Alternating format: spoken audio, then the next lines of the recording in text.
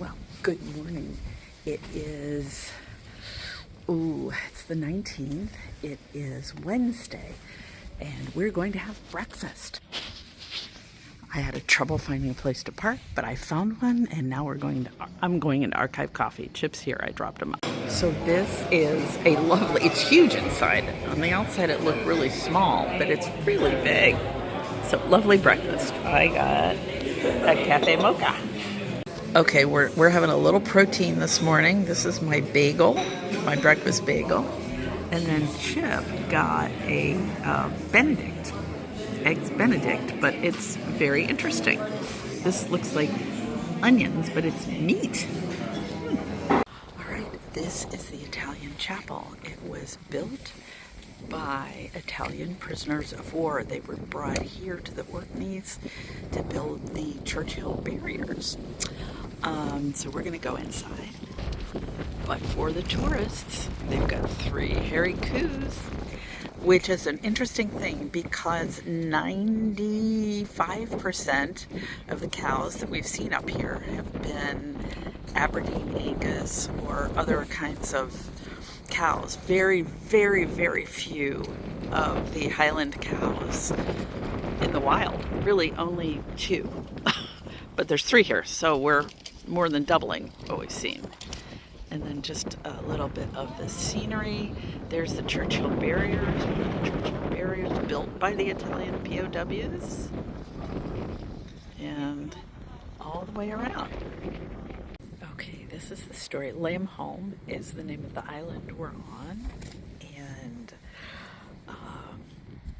yeah, there were 500 prisoners here at Lamholm. Then, so they had like a theater. The camp commander, the British commander, was really very liberal with them, which is awesome. And then here's the story about the chapel. Very cool. And the chapel was built out of 2 Nissen huts that the prisoners were given. And there was an artist among the POWs, and he did the majority of the work. So we are inside the chapel. Everything on the walls is painted. Impressive. The one gentleman who was the artist did all the painting.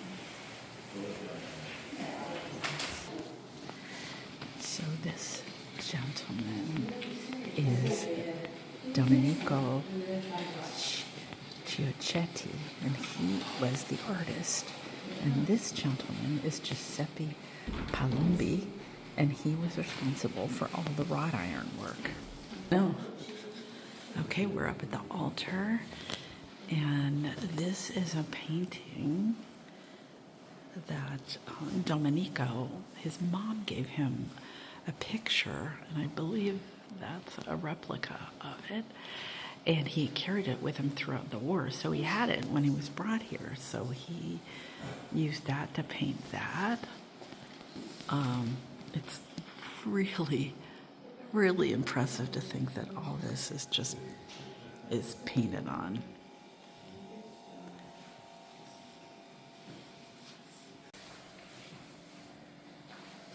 And there's some more of the painting. And here we have the theater. She's shooting her gun. And then there's one out there. When we first got here, one of them was close enough to the fence that people were petting it. And there's this guy. Hey, how you doing?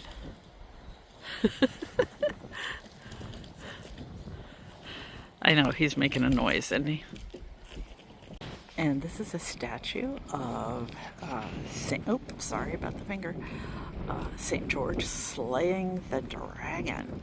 And I believe Domenico made this statue out of what? I'm not sure. I'm trying to find out.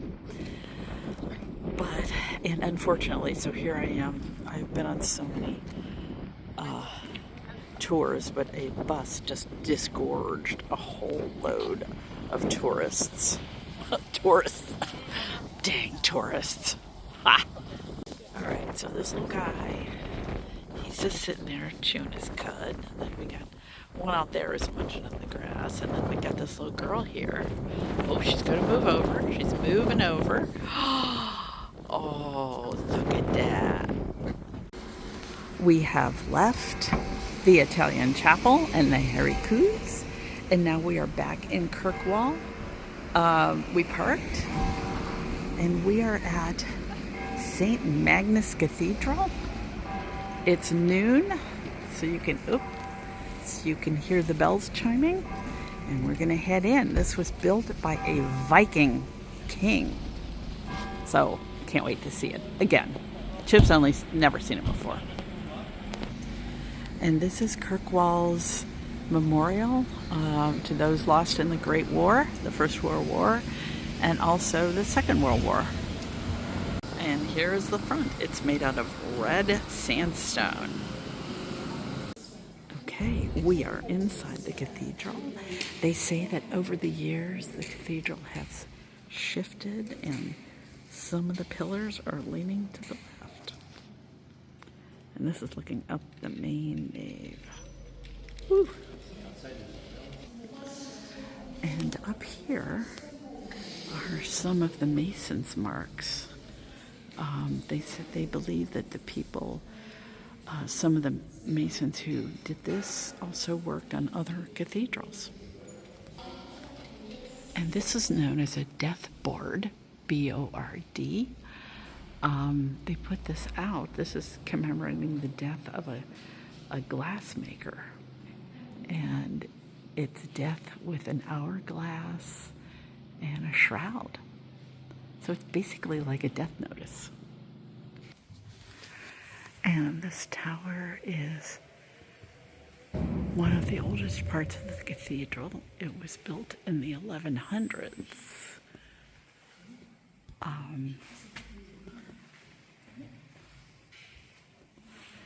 And they say that Oliver Cromwell tied his horses up to these metal posts. And here is the floor of the choir area. It's beautiful. And again, this is dates to the 12th century. Built in the 1100s by King Magnus. And this is the bell from the Royal Oak. That was the ship that was sunk in Scapa Flow in 1939, and 800 and some soldiers died. And that's a book with the names of the dead. And this is the oldest grave marker in the cathedral. They believe it dates from the 1300s. Here's a church in Norway. I was incorrect. Yeah, church in Norway sent this plaque for the 850th anniversary of the cathedral, or of St. Magnus. I'm not sure which. So I was wrong. King Magnus did not build this.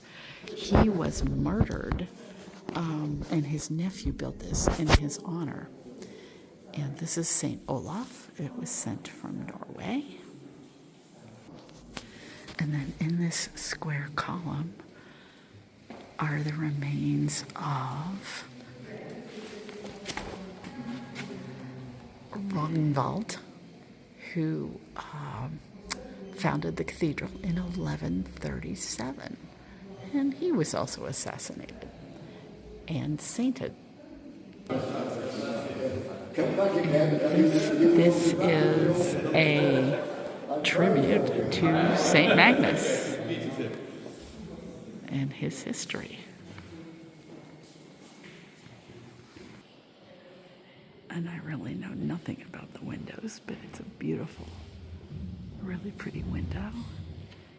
And then in the middle is St. Rognvald, and he's holding a model of the cathedral because he's the one who founded it.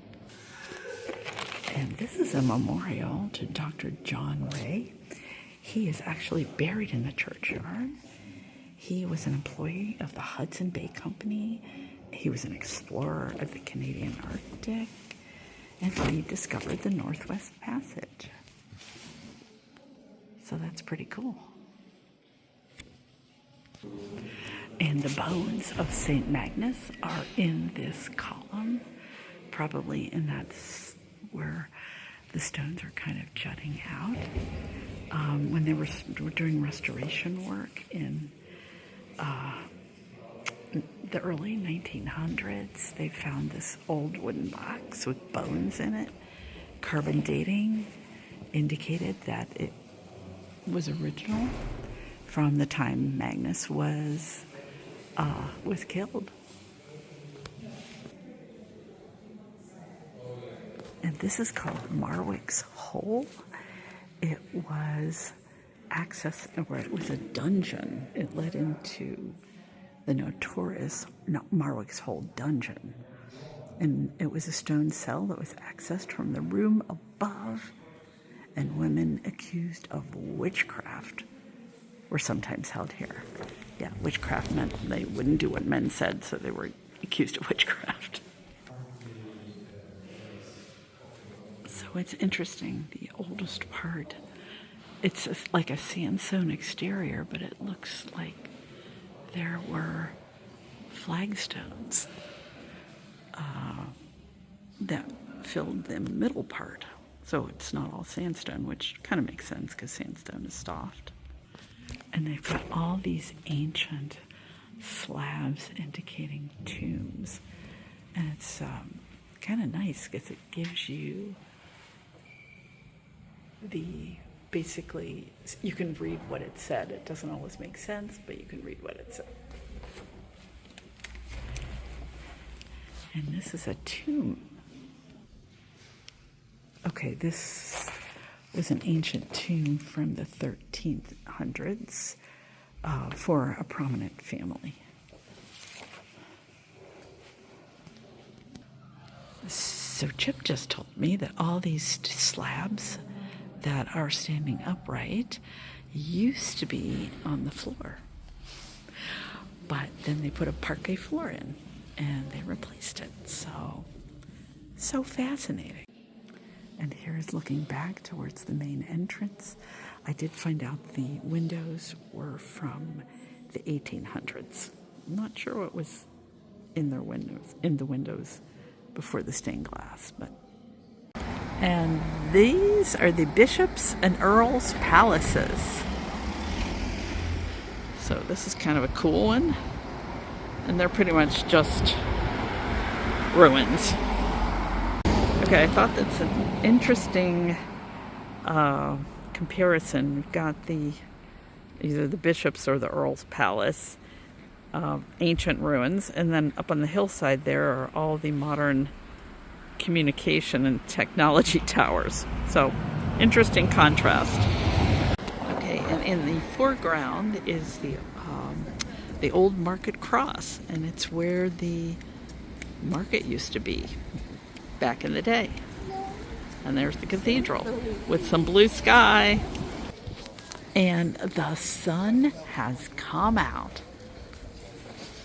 This is so exciting, especially yesterday was so rainy. All right, we are shopping. They have amazing shops. And here is a truck in front of a puffin with a scarf on. And I'm feeling really bad that we haven't seen any puffins, but oh well.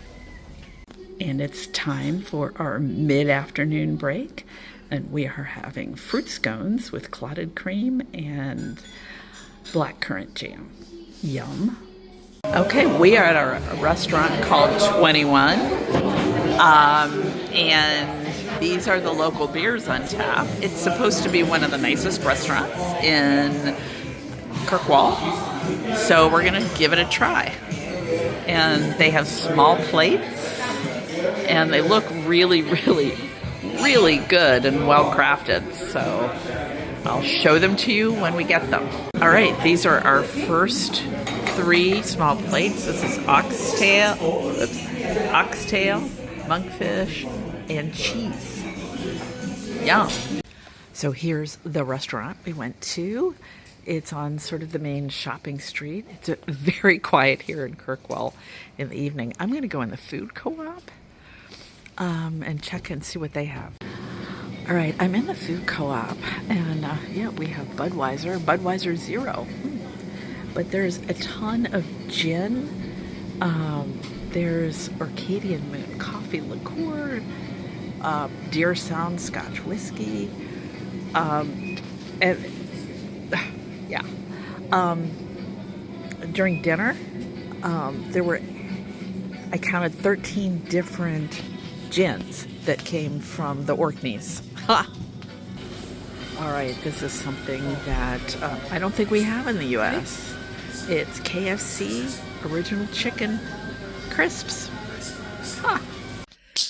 Okay, it has been another fun day. Today was a little more chill than past days.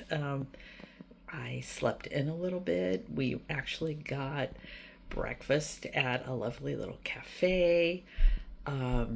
We just kind of hung around Kirkwall for most of the day, except when we went to the Italian chapel. So, yeah, so it was one of those days. We're leaving the Orkneys tomorrow, so continue to watch to see our adventures in Scotland.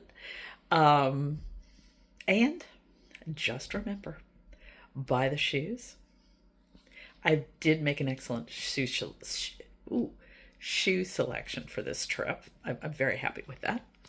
Eat the cake.